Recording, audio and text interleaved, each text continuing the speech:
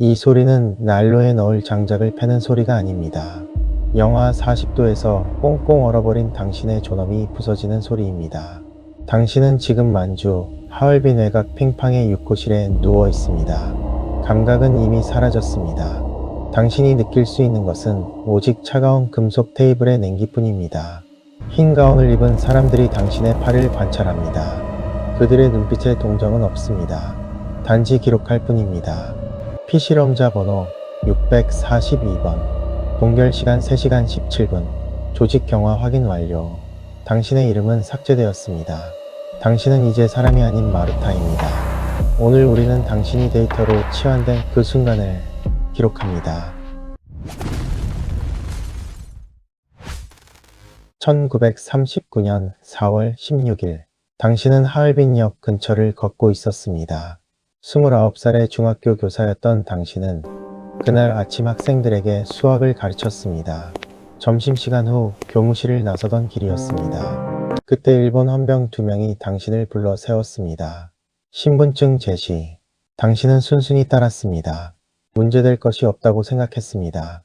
그러나 헌병은 당신을 트럭으로 끌고 갔습니다. 항의했지만 소용없었습니다. 혐의는 말해주지 않았습니다. 사흘 동안 당신은 어두운 독방에 갇혀 있었습니다. 신문도 재판도 없었습니다. 넷째 날 당신은 화물 열차에 실렸습니다. 목적지는 알 수 없었습니다. 열차는 밤새 달렸습니다. 도착한 곳은 거대한 담장으로 둘러싸인 시설이었습니다. 3m 높이의 콘크리트 벽과 전기 철조망 그리고 감시탑이 보였습니다. 병원처럼 보이기도 하고 군사 기지처럼 보이기도 했습니다. 팽팡 관동군 방역급수부 본부 7319대입니다. 당신은 등록 절차를 거쳤습니다. 이름이 호명되었습니다. 그리고 번호가 부여되었습니다. 642번. 서류에 도장이 찍혔습니다. 이제 당신의 공식 명칭은 642번입니다. 성도 이름도 필요 없습니다. 당신은 특별감옥동 7동 3층으로 안내되었습니다. 복도 양쪽으로 철문이 늘어서 있었습니다. 각 문에는 번호만 적혀 있었습니다. 631번, 638번, 645번. 당신의 방은 642호였습니다. 문이 열렸습니다. 2m 곱하기 3m의 좁은 콘크리트 방이었습니다. 창문은 없었습니다. 철제 침대 하나와 양동이 그리고 벽 상단의 작은 환기구가 전부였습니다. 문이 닫혔습니다. 잠금 장치가 찰칵 소리를 냈습니다. 당신은 홀로 남겨졌습니다. 처음 며칠 동안 당신은 이것이 실수라고 생각했습니다. 곧 풀려날 것이라고 믿었습니다. 그러나 시간이 지나도 아무 일도 일어나지 않았습니다. 매일 같은 일과가 반복되었습니다. 아침 7시 식사가 제공되었습니다. 쌀밥과 채소 때로는 생선도 나왔습니다. 예상보다 영양가 있는 식사였습니다. 이상했습니다. 왜 죄수를 이렇게 잘 먹이는가? 당신은 곧 그 이유를 깨달았습니다. 건강한 신체만이 정확한 실험 결과를 제공하기 때문이었습니다. 당신은 데이터의 원천이었습니다. 3주 후 당신은 처음으로 독방 밖으로 나왔습니다. 오전 9시 보조원 2명이 당신을 데리러 왔습니다. 따라오세요.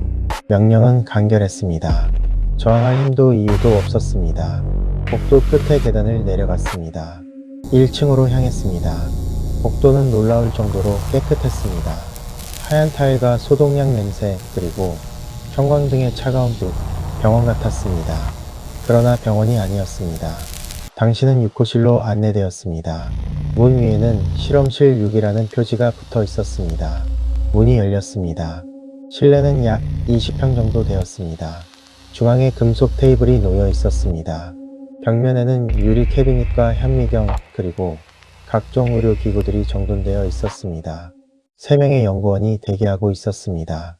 모두 흰 가운을 입고 마스크를 착용하고 있어 얼굴을 알아볼 수 없었습니다. 642번 테이블에 앉으세요. 당신은 지시를 따랐습니다. 테이블 옆 의자에 앉았습니다. 차가운 금속이 등에 닿았습니다. 한 연구원이 다가왔습니다. 손에 주사기를 들고 있었습니다. 팔을 내미세요.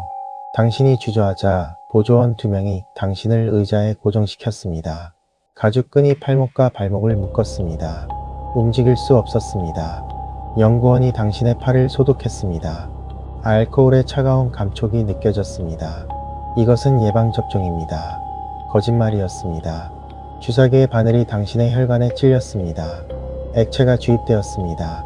약간의 압박감이 느껴졌습니다. 연구원이 메모를 했습니다. 피실험자 642번.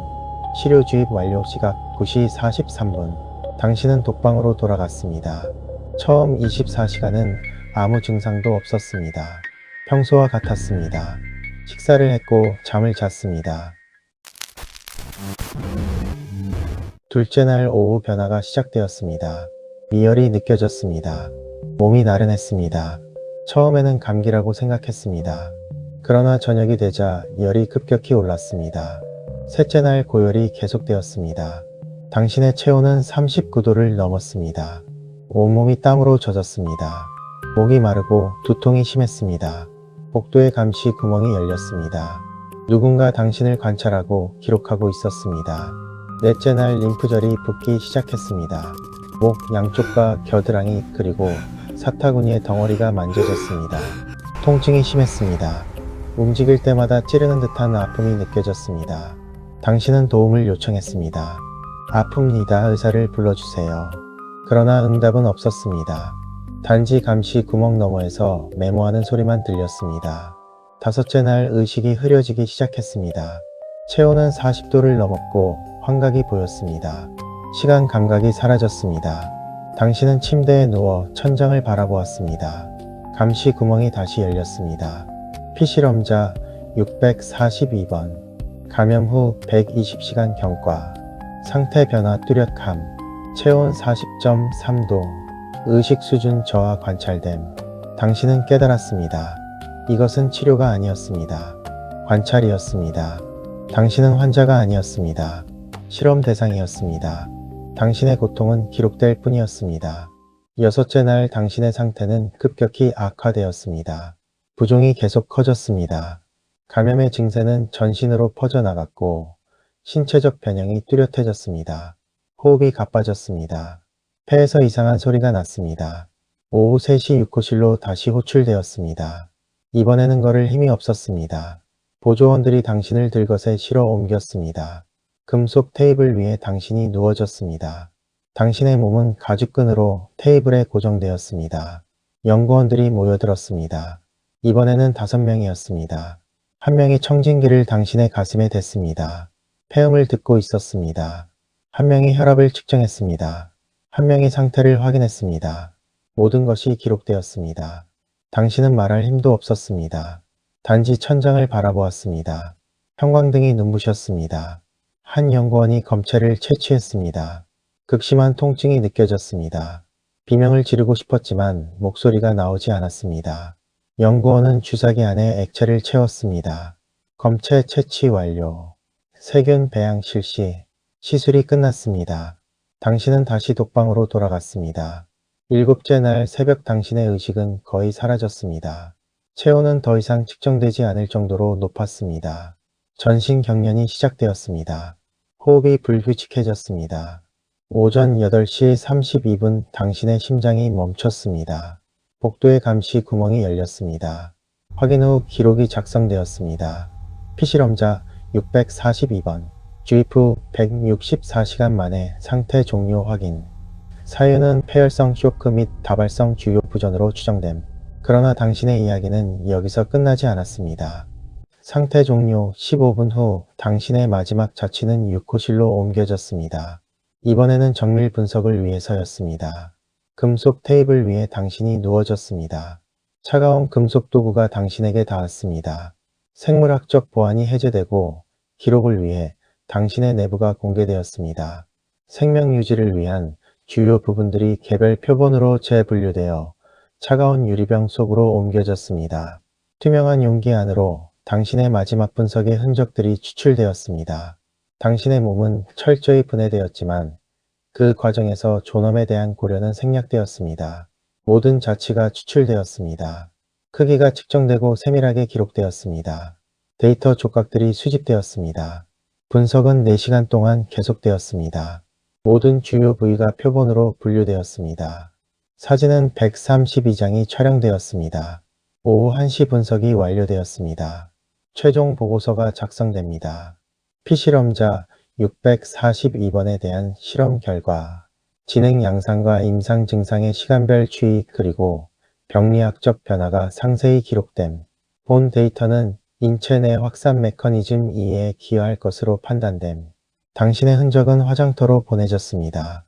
번호 642번은 다음 대상에게 재사용되었습니다. 당신이라는 존재는 완전히 삭제되었습니다. 남은 것은 조직 슬라이드와 132장의 사진 그리고 15페이지의 보고서뿐이었습니다. 이것이 6호실의 기록 방식이었습니다.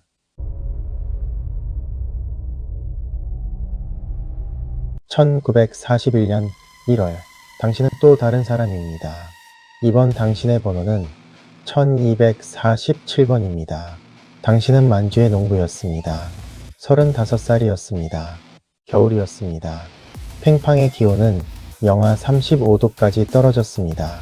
이 혹독한 추위는 731 부대의 연구팀에게 최적의 실험 조건이었습니다. 목요일 저녁 8시 당신은 야외 실험장으로 끌려 나왔습니다. 건물 뒤편에 계알지였습니다. 조명탑이 설치되어 있었습니다. 기온은 영하 38도였습니다. 당신의 외투가 벗겨졌습니다. 상의도 벗겨졌습니다. 양팔이 완전히 노출되었습니다. 저항했지만 소용없었습니다. 보조원 4명이 당신을 나무 기둥에 묶었습니다. 대형 선풍기가 가동되었습니다. 차가운 바람이 당신의 맨살에 직접 닿았습니다. 처음에는 따끔거렸습니다. 그러다 점차 찌르는 듯한 통증으로 변했습니다. 5분이 지났습니다. 피부가 붉게 변했습니다. 10분이 지났습니다. 통증이 심해졌습니다. 손가락을 움직일 수 없었습니다. 15분이 지났습니다. 이상하게도 통증이 줄어들었습니다. 감각이 무뎌졌습니다.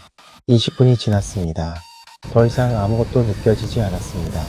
연구원들이 당신에게 다가왔습니다. 나무 막대기로 당신의 팔을 두드렸습니다. 탁탁, 딱딱한 소리가 났습니다. 조직 동결 확인. 노출 시간 23분. 당신의 팔은 완전히 얼어붙었습니다. 피부는 회백색으로 변했고 손가락은 굳어 있었습니다.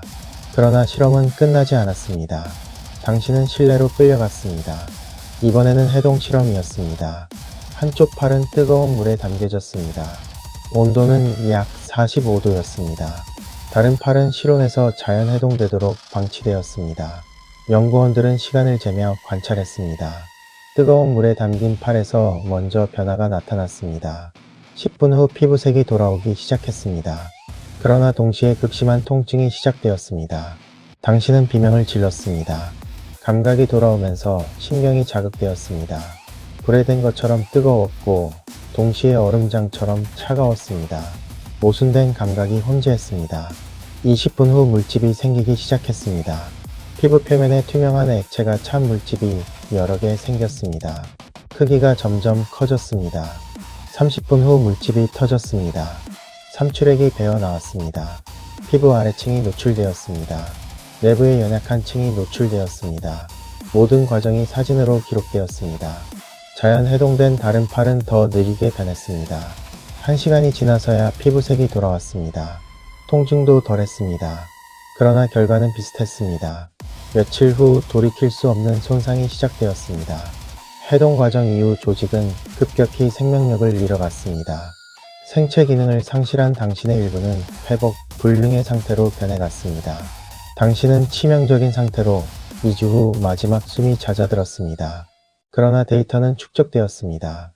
보고서에는 이렇게 기록되었습니다. 동상 발생 조건과 조직 손상 정도, 그리고 해동 방법별 효과 비교 완료. 급속 해동 시 조직 손상이 더 심각함을 확인. 자연 해동이 상대적으로 양호한 결과를 보임. 이 데이터는 일본군 병사들의 동상 치료 매뉴얼에 반영되었습니다. 당신의 고통이 그들의 생존율을 높였습니다. 1945년 8월 9일 소련군이 만주 국경을 넘었습니다. 731 부대는 비상명령을 받았습니다. 증거 인멸이었습니다. 만약 당신이 그때 특별감옥동에 수용되어 있었다면 당신은 마지막 순간을 이렇게 맞이했을 것입니다. 8월 10일 새벽 모든 독방의 문이 동시에 열렸습니다. 보조원들이 일렬로 늘어선 사람들에게 주사를 놓기 시작했습니다. 몇 분 내에 호흡이 멈췄습니다. 혹은 당신은 마지막 분석의 대상이 되었을 것입니다. 고통에 대한 배려 없이 진행되었습니다. 연구원들은 서둘렀습니다. 시간이 없었습니다. 당신의 흔적은 표본으로 분류되었습니다. 그리고 즉시 소각되었습니다. 꺼져버린 생명들은 모두 화장터로 보내졌습니다. 3일 동안 화장터는 쉬지 않고 가동되었습니다. 연기가 하늘로 올라갔습니다. 실험 자료는 대부분 소각되었습니다. 수천 페이지의 보고서가 불타올랐습니다. 그러나 일부 핵심 데이터는 비밀리에 일본으로 반출되었습니다. 건물은 폭파되었습니다. 8월 14일 주요 인원들은 열차로 철수했습니다. 전쟁이 끝났습니다. 그러나 당신을 실험 재료로 취급했던 이들은 처벌받지 않았습니다. 미국은 731 부대의 실험 데이터에 관심을 가졌습니다. 생물무기 연구 결과가 군사적으로 가치 있었기 때문입니다. 1946년 미국 점령군은 731 부대 관계자들과 비밀 협상을 시작했습니다. 조건은 명확했습니다. 모든 실험 데이터를 제공하면 전범 재판에서 면책하겠다는 것이었습니다. 이시 시로는 협상에 응했습니다. 당신의 고통으로 만들어진 데이터가 거래되었습니다. 당신의 사진과 조직 슬라이드 그리고 생체 정밀 분석 기록이 미국으로 넘어갔습니다. 대가로 그들은 자유를 얻었습니다. 이시 시로는 전범 재판에 회부되지 않았습니다. 1959년 67세로 사망할 때까지 평범하게 살았습니다. 다른 연구원들도 마찬가지였습니다. 그들은 전부 일본 의학계로 복귀했습니다. 7은 대학 교수가 되었고 7은 제약회사 임원이 되었습니다. 당신을 번호로 취급했던 이들이 전부 환자를 치료하는 의사가 되었습니다. 아이러니였습니다. 정의는 실현되지 않았습니다. 2026년 현재 당신은 지금 이 순간을 살고 있습니다. 당신은 아침에 일어나 세수를 합니다. 감기약을 먹습니다. 겨울에는 핫팩을 손에 쥡니다. 당신은 현대 문명의 편리함을 누립니다. 그러나 질문이 남아있습니다. 731 부대의 데이터는 어디로 갔는가? 당신이 지금 사용하는 것들 중 일부가 그 데이터에서 비롯되었다면 어떻게 할 것인가? 이 질문에 대한 답은 명확하지 않습니다. 일부 학자들은 731 부대의 연구가 활랭의학 발전에 기여했다고 주장합니다. 응급처치법과 조직 손상의 분류 그리고 재활치료 방법 등이 활용되었다는 것입니다. 그러나 이 주장에는 심각한 윤리적 문제가 있습니다. 비윤리적 방법으로 얻은 데이터를 사용하는 것이 정당화될 수 있는가? 의학윤리학자들은 명확히 답합니다. 아니다. 1947년 니른베르크 강령은 인체 실험의 윤리 원칙을 확립했습니다. 자발적 동의와 위험 최소화 그리고 과학적 정당성이 필수 조건이었습니다. 731 부대의 실험은 이 모든 원칙을 위반했습니다. 따라서 그 데이터는 의학적으로 사용되어서는 안 됩니다. 더 중요한 것은 과학적 가치입니다. 731 부대의 실험은 통제되지 않았습니다. 실험 설계가 부실했고 변수가 많았습니다. 기록이 정확하지 않았습니다. 무엇보다 대상이 극한 상황에 놓여 있었기 때문에 일반적인 의학 상황에 적용하기 어려웠습니다. 따라서 과학적으로도 가치가 제한적이었습니다. 그러나 현실은 복잡합니다. 전후 초기에 입수된 자료는 실제로 생물무기 프로그램에 활용되었습니다. 일부 데이터는 학술지의 익명으로 발표되기도 했습니다. 출처가 밝혀지지 않은 채로 말입니다. 이것이 가장 큰 문제입니다. 투명성이 결여되어 있습니다. 당신은 정확히 알지 못합니다. 당신이 사용하는 의학 지식 중 어떤 것이 그곳의 데이터에서 비롯되었는지를 말입니다.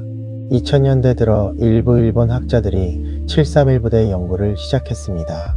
자료를 발굴하고 증언을 기록했습니다. 2019년 4월 일본 아사히 신문은 새로운 문서를 공개했습니다. 3,607명의 실명이 담긴 명부였습니다. 연구원과 군인들의 명단이었습니다. 그러나 피해자들의 명부는 여전히 불완전합니다. 642번이었던 당신의 이름은 알려지지 않았습니다. 1247번이었던 당신의 이름도 알려지지 않았습니다. 당신은 여전히 번호로만 존재합니다. 역사는 완전히 청산되지 않았습니다. 이제 당신은 731 부대의 역사를 통해 무엇을 배울 수 있는지 정리해야 합니다. 세 가지 교훈이 있습니다. 첫째, 번호화의 위험성입니다. 731 부대는 당신을 번호로 만들었습니다. 이름을 삭제했고 인격을 부정했습니다. 이것이 시스템적 폭력의 첫 단계입니다. 인간을 숫자로 치환하면 공감이 사라집니다. 도덕적 책임이 희석됩니다.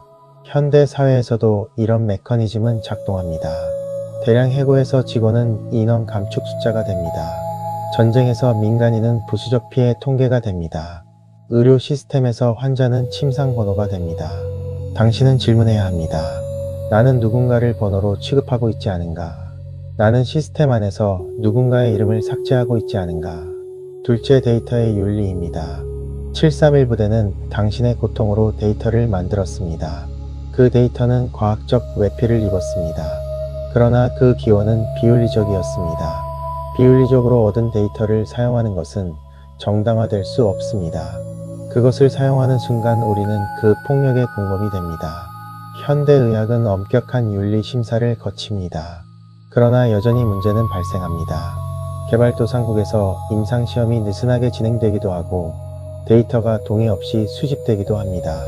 당신은 질문해야 합니다. 내가 사용하는 기술의 기원은 무엇인가? 그것은 윤리적으로 얻어진 것인가? 셋째, 정의의 필요성입니다. 731 부대 관계자들은 처벌받지 않았습니다. 당신의 고통은 보상받지 못했습니다. 정의가 실현되지 않으면 역사는 반복됩니다. 가해자는 책임을 느끼지 않고 피해자는 2번 상처받습니다. 2026년 현재도 세계 곳곳에서 인권 유린이 발생합니다. 그리고 많은 경우 가해자는 처벌받지 않습니다. 당신은 행동해야 합니다. 현재 진행 중인 불의의 목소리를 내야 합니다. 정의가 실현되도록 압력을 가해야 합니다. 2026년 현재 핑팡 유적지를 방문하면 거대한 추모비를 볼 수 있습니다. 인류는 이 역사를 잊지 말아야 한다고 새겨져 있습니다. 그러나 당신의 이름은 그 비석에 없습니다. 642번이었던 당신, 1247번이었던 당신, 그리고 수천 명의 다른 당신들. 당신은 이름이 있었습니다. 가족이 있었고 꿈이 있었습니다. 시스템은 그것을 빼앗았습니다. 그러나 당신을 기억하는 것이 우리의 책무입니다. 당신이 겪은 고통을 인정하는 것, 당신의 존엄성을 회복하는 것, 당신의 이름을 부르는 것. 비록 우리가 당신의 실제 이름을 모를지라도 우리는 당신이 번호가 아니었음을 기억해야 합니다. 당신은 인간이었습니다. 731 부대의 역사는 과거가 아닙니다. 현재 진행형 경고입니다. 당신이 번호로 치환될 때 어떤 일이 벌어지는지를 보여주는 거울입니다. 우리는 그 거울을 똑바로 바라봐야 합니다. 그리고 질문해야 합니다. 나는 어떤 시스템의 일부인가? 나는 누군가를 번호로 취급하고 있지 않은가? 나는 정의를 위해 무엇을 하고 있는가? 이 질문에 답하는 것이 당신에 대한 진정한 추모입니다. 당신은 실험 대상이 아니었습니다. 당신은 마루타가 아니었습니다. 인간이었습니다. 당신은 번호가 아니었습니다. 이름을 가진 존재였습니다. 우리는 이것을 기억해야 합니다. 기억은 책무입니다. 우리는 그 책무를 져야 합니다. 당신을 위해서, 그리고 미래의 또 다른 당신을 막기 위해서 말입니다. 여기까지 운명의 아카이브 파일 번호 731 당신이라는 데이터의 기록을 마칩니다. 당신이 불편했다면 그것이 정상입니다. 역사는 때로 당신을 불편하게 만들어야 합니다. 그래야만 당신은 같은 실수를 반복하지 않습니다. 시청해 주셔서 감사합니다. 그리고 잊지 말아 주십시오. 당신의 이름을